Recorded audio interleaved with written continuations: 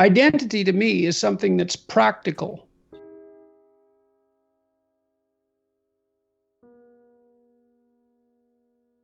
It's your identity is it's like a dramatic role that you play out in the world. And while playing that out, it has to furnish you with a life. And what that means is that it means that it has to be negotiated with other people. And so if you have a functional identity, if you have a functional identity, when you act it out in the world, then you get what you want and need. And if an identity doesn't do that, well, then you either retool your identity or you retool the world. If you're retooling your conception of the world, then you're retooling yourself. No, you can actually, what a revolutionary does is try to bring the world into alignment with literally their change theory. the world.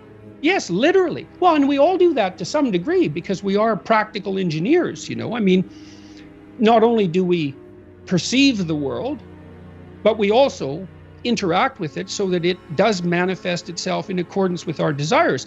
There's limits, obviously, to how far you can go or how far you should go with that. It took me a long time to understand that belief regulated emotion.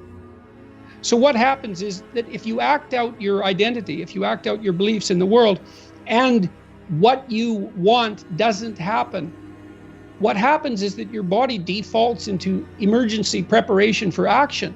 And the reason for that is you've wandered too far away from the campfire, and now you're in the forest, and maybe you're naked. And so what do you do then? And the answer is, well, you don't know what to do. So what do you do when you don't know what to do? And the answer is you prepare to do everything. And the problem with that is that it's unbelievably draining psychophysiologically.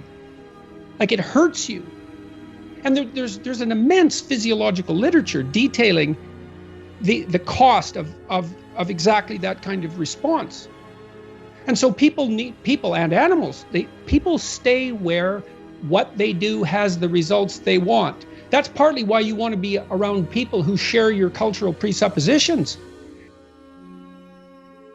It's very hard on us not to be where we know that what we want is going to happen. We hate that. And no wonder. So, and then, there are varying degrees of that, obviously. You can really be where you don't know what's going to happen, or you can only be there to some degree. But by and large, in our phenomenological landscape, so that's the world as we experience it, complete with emotions and motivations and dreams. And so the full range of human experience, including the subjective and the objective, let's say, can broadly be broken into two domains. And one is the domain of things that are beyond our grasp and reach, and that's the unknown.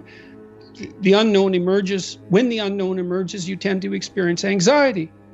And then there's the known, and I define the known very specifically and very carefully. The known is the place you are when what you're doing produces the results you want.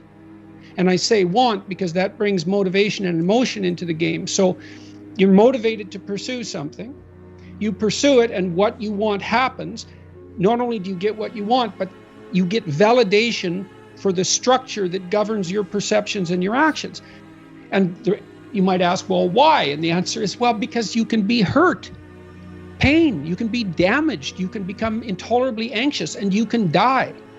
So it's no wonder you're sensitive or very sensitive to negative emotion. And so our identities, functional identity regulates your emotion.